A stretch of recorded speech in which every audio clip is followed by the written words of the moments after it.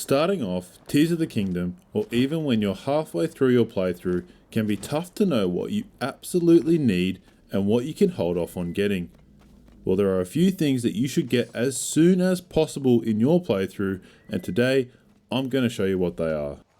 What's going on, everyone? Welcome back to another Zelda tips and tricks video here on the Mr. West Games channel. I'm Mr. West, and I'm going to teach you guys about a few things that you must get and upgrade as soon as possible in Tears of the Kingdom. Before we get into that, make sure to like the video and subscribe to the channel.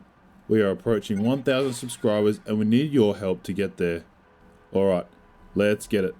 Before I continue, I should warn you that there may be footage of items, sages, or other things from later on in the game that some of you may consider as spoilers. I will not be spoiling any of the storyline in my videos, but I cannot help if you see some gameplay of things that you haven't unlocked yet in your playthrough. There are many things in Tears of the Kingdom that help you in general gameplay, specific situations, and some things that are just aesthetics. But these things today we are going to talk about are absolute must-haves in the game and are things you will use over and over again throughout your playthrough. The first is upgrading the Purah pad as soon as possible.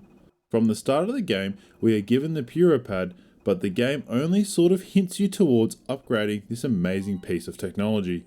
To upgrade this, you would need to talk to Robbie in Lookout Landing and progress through the storyline of this quest into the depths and then meet him over in the ancient Hateno tech lab. In my opinion, you should power through this questline as the rewards you get are invaluable. You will get the sensor function, which at first will only be for Shrines of Light. Even this is amazing as it will help you find and locate difficult to find shrines and shrines you didn't even notice were there while exploring. After further completion of this storyline, you will upgrade the sensor even further to be able to use the sensor for any monster, items, or other objects that you have in your compendium. The storyline will also allow you to get the Hero's Path function, which will show you a detailed line of where you have last been and explored while playing the game.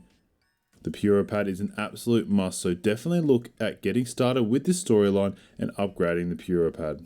The next thing is the Travel Medallion.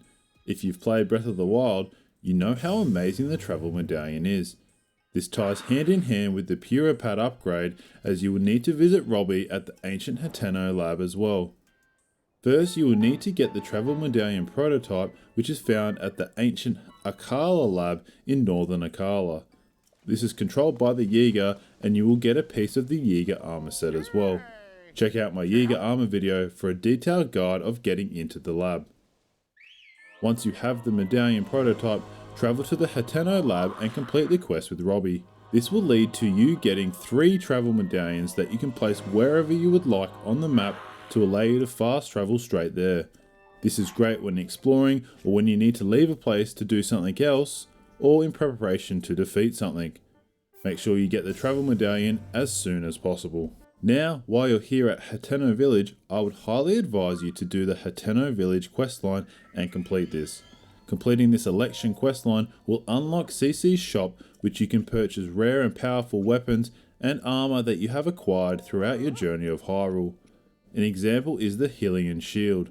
Once it breaks, you are able to repurchase it at Cece's shop, but only after you have unlocked the shop by completing the questline. This is great being able to get powerful weapons or shields that break or armor sets that you may have somehow misplaced. Definitely unlock her shop while you're over here. This leads us into other ways you can get powerful weapons that have broken throughout your playthrough. You may have the Fierce Deity sword from the Fierce Deity armor set and are wondering if you can get it again. Well, turns out you can. For this you will need Poes, but more importantly, you will need to unlock the Bargainer statues down in the depths. When you're down in the depths, always make sure to get any Poe you see. Getting them while you're exploring and travelling will make things so much easier in the future. You can also use the statue in Lookout Landing to give you a location of a Bargainer statue in the depths. Alternatively, if you find a goddess statue on the surface, mark that location directly below in the depths, and this will be a location of a Bargainer statue. Once you've unlocked more and more of these Bargainer statues, they will allow you to buy more armor sets, and any legendary weapon that has broken you will now be able to buy with Poes.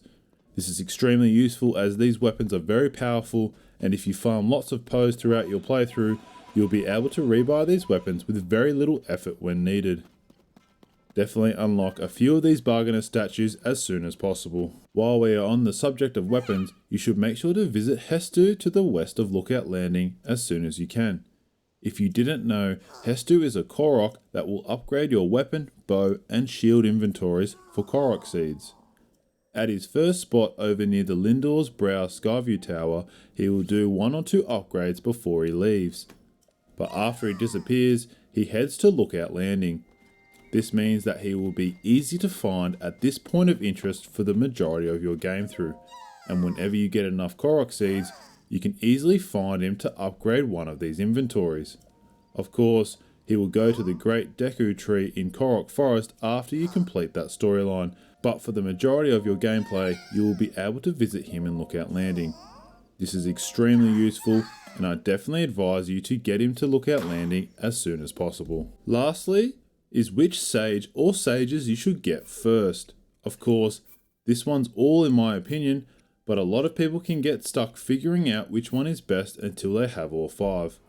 Honestly, I only use 2 sages consistently, and they are the Wind and Fire sages, being Toulon and Yunobo.